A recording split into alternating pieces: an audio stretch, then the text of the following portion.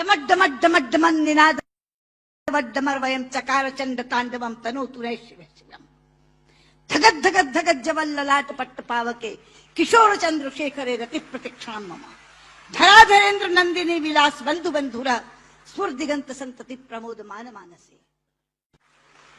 क्योंकि शायद कम लोगों को यहां ये मालूम हो कि संस्कृत विश्व की सबसे वैज्ञानिक भाषा है। सेम पेट्रोदा यहां बैठे हैं, वो साक्षी होंगे इस बात के कि जब दुनिया में टॉकिंग कंप्यूटर बनाने की बात चली तो प्रश्न उठा कि कौन सी भाषा उसके लिए चुनी जाए, क्योंकि कंप्यूटर का अपना कोई विवेक नहीं होता। जो आप बोलते हैं वही वो लिखता है और जो लिखा जाता दिया जाता है उसी को वो पढ़ता है। इसलिए भाषा व्याकरण की दृष्टि से भी वैज्ञानिक होनी चाहिए और ध्वनि की दृष्टि से भी। जो बोला जाए वही वो पढ़े। आज गर्व से माथा ऊंचा करके कह सकती हूं कि विश्व की तमाम भाषाओं की समीक्षा करने के बाद जिस भाषा को सर्वथा उपयुक्त पाया गया कंप्यूटर के लिए वो संस्कृत है। क्योंकि जैसे अंग्रेजी में NO नो भी नो है और KNOW भी नो है। अब अगर आप कंप्यूटर को बोलें आई नो दिस तो लिखेगा INO नो दिस, कोई अर्थ ही नहीं निकलेगा उसका। कहीं T साइलेंट हो जाता है तो कहीं E साइलेंट हो जाता है। बोलते हैं लिखते हैं एंटरप्रेन्योर, बोलते हैं एंटरप्रेन्योर। वो विवेकहीन कंप्यूटर कैसे देखेगा इसको? लेकिन संस्कृत में जो बोला जाता है वही लिखा जाता है। यहां तक कि छोटी ई और छोटे ऊ की मात्रा की ध्वनियां भी अलग है। इति, यदि आपने छोटा बोला तो इति, लेकिन दही बड़ी की मात्रा बोला तो दही। तो जो बोलेंगे वो लिखेगा, जो लिखेगा वही पढ़ेगा। लेकिन केवल ध्वनि की बात नहीं, मैं संस्कृत की वैज्ञानिकता के दो उदाहरण आपको देना चाहूंगी।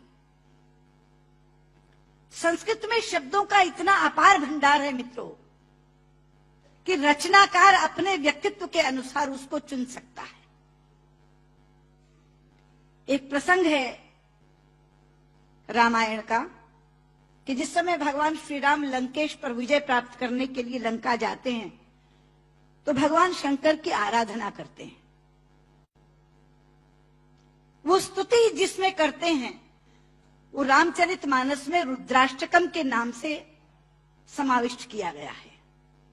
रुद्राष्टकम के शब्द हैं नमामि शमीशान निर्वाण रूपम विभुम व्यापकम ब्रह्म वेद स्वरूपम निजम निर्गुणम निर्विकल्पम निरीहम चिदाकाशमाकाशवासम भजे। लेकिन उसी समय श्री राम पर विजय प्राप्त करने के लिए रावण ने भी आराधना की थी, स्तुति की थी, और उसने अपना स्तोत्र स्वयं रचा था जो शिव तांडव स्तोत्र के नाम से प्रसिद्ध है।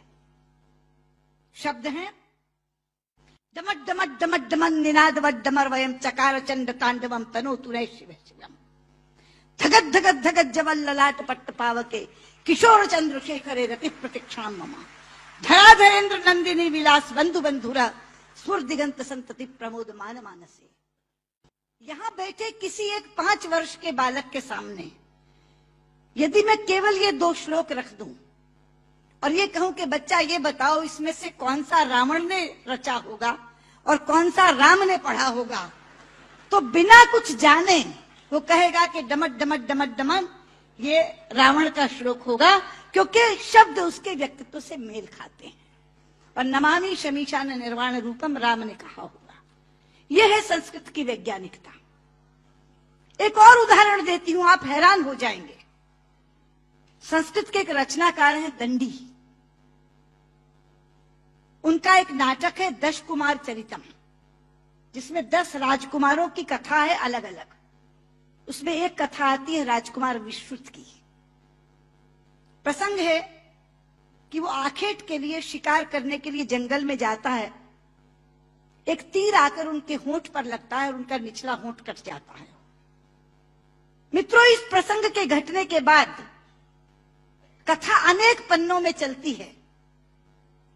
कितने ही संवाद विश्रुत बोलता है, लेकिन दंडी ने पूरे संवादों में कहीं भी ओष्ठांग का प्रयोग विश्रुत से नहीं करवाया है। ओष्ठांग क्या है? पूरा अल्फाबेट हिंदी का जो पवर्ग है वो ओष्ठांग है। प, फ, ब, फ, म। प, फ, ब, फ, म दोनों होंठ मिलाकर बोले जा सकते हैं। अगर दोनों होंठ में से एक होंठ नहीं है तो आप प नहीं बोल सकते, ब नहीं बोल सकते, भ नहीं बोल सकते, म नहीं बोल सकते। ये पवर्ग ओष्ठांग है। तो अगर उसका एक होंठ कट गया तो उसने पवर्ग का उच्चारण कैसे किया, ये कोई भी प्रश्न कर सकता था रचनाकार से। इसलिए अनेक संवादों में कहीं भी ओष्ठांग का प्रयोग नहीं है। यह है संस्कृत की वैज्ञानिकता। लेकिन लोग आजकल कहते हैं कि संस्कृत तो बोलचाल की भाषा नहीं बन सकती, संस्कृत कभी जनभाषा नहीं रही। शायद इससे बड़ी अज्ञानता की बात कोई दूसरी नहीं हो सकती। संस्कृत जनभाषा रही है। छोटे लोग, अनपढ़ लोग, बिना विद्यालय में गए लोग संस्कृत बोलते रहे हैं। राजा भोज के काल में एक प्रसंग आता है कि राजा भोज एक बार अपने प्रजा का हालचाल जानने के लिए जंगल से जा रहे थे। सामने से एक लकड़हारा आ रहा था। उसने लकड़ियां काटकर अपने सिर पर रखी हुई थी, पसीनों पसीन था। राजा ने लकड़हारे को देखा तो तब संस्कृत में ही बातचीत होती थी, संस्कृत ही जनभाषा थी। तो राजा ने लकड़हारे से कहा, किमते भारम बाधती, क्या ये भार तुम्हें कष्ट पहुंचा रहा है? लेकिन बाध शब्द जो है मित्रों, वो धातु है जो परस्मयी पदी नहीं चलती, आत्मनेपदी चलती है। संस्कृत में दो तरह की धातुएं हैं। परस्मयी पदी चलती है बाधती, बाधता, बाधंती, और आत्मनेपदी चलती है बाधते, बाधेते, बाधनते। बाध शब्द जो है वो आत्मनेपदी में है। तो लकड़हारा जवाब क्या देता है? भारम न बाधती राजन यथा बाधती बाधते। कि राजा, मुझे ये भार कष्ट नहीं दे रहा जितना आपके मुंह से बोला हुआ बाधती शब्द कष्ट दे रहा है, क्योंकि बाधती शब्द का अशुद्ध उच्चारण आपने किया है। ये शब्द बाधते होना चाहिए। भारम न बाधती राजन यथा बाधती बाधते। तो कौन कहता ये जनभाषा नहीं रही? ये जनभाषा रही है। लेकिन आज मैं शंकर जी से कहना चाहूंगी कि आपकी साउथ इंडिया एजुकेशन सोसाइटी पर एक जिम्मेदारी आई है,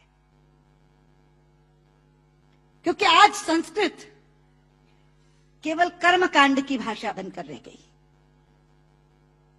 कल जब विश्व के लोग आएंगे और कहेंगे कि कंप्यूटर के लिए हमें संस्कृत के विद्वान दो, हम टॉकिंग कंप्यूटर बनाना चाहते हैं, तो एक विडंबना खड़ी होगी कि जिसे संस्कृत आती है उसे कंप्यूटर नहीं आता, और जिसे कंप्यूटर आता है उसे संस्कृत नहीं आती। इसलिए केवल साइटेशन संस्कृत में पढ़कर अपने कर्तव्य की तीसरी मत कर लीजिए। साउथ इंडिया एजुकेशन सोसाइटी का ये फर्ज बनता है, ये कर्तव्य बनता है कि वो ऐसे लोग पैदा करे जो संस्कृत और कंप्यूटर दोनों के परम विद्वान बने। और उस समय जब हमारे सामने ये बोध आकर के खड़ा हो, ये विषय आकर के खड़ा हो कि टॉकिंग कंप्यूटर के लिए संस्कृत के विद्वान चाहिए, तो साउथ इंडिया एजुकेशन सोसाइटी कहे, ये लीजिए हम देते हैं जो संस्कृत के भी ज्ञाता हैं और कंप्यूटर के भी ज्ञाता हैं। क्योंकि अथाह भंडार भरा पड़ा है हमारे ज्ञान का, हमारे शास्त्र, हमारे उपनिषद, हमारे ग्रंथ, और उन ग्रंथों की सोच लोगों तक पहुंची नहीं। आज अभी शंकर जी अपने प्रारंभिक वक्तव्य में कह रहे थे, उदार चरिता नाम वसुधैव कुटुंबकम। ये संस्कृत जानने वाले की सोच है।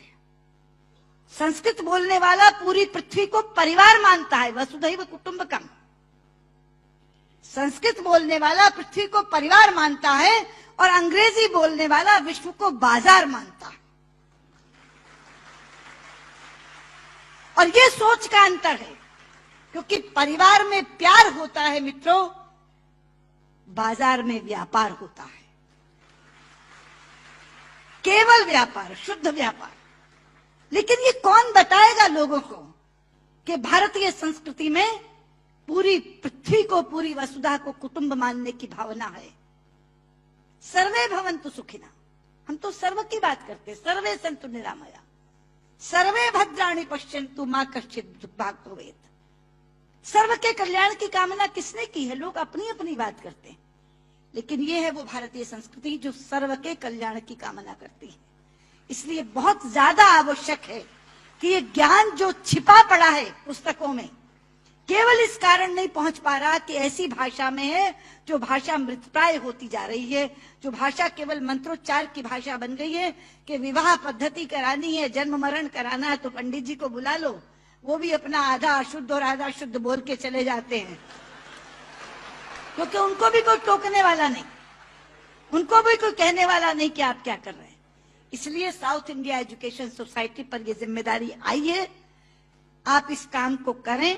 और मैंने अभी जब आप बैठे थे तो मैंने आपसे कहा था कि जो 2.5 लाख का पुरस्कार आपने मुझे दिया है मैं आपको वापस करती हूं, आप इसी पुण्य कार्य में आप उसका इस्तेमाल करें और ये काम आप जरूर करेंगे। मुझे लगता है तभी मेरा यहाँ आना सार्थक होगा। बहुत बहुत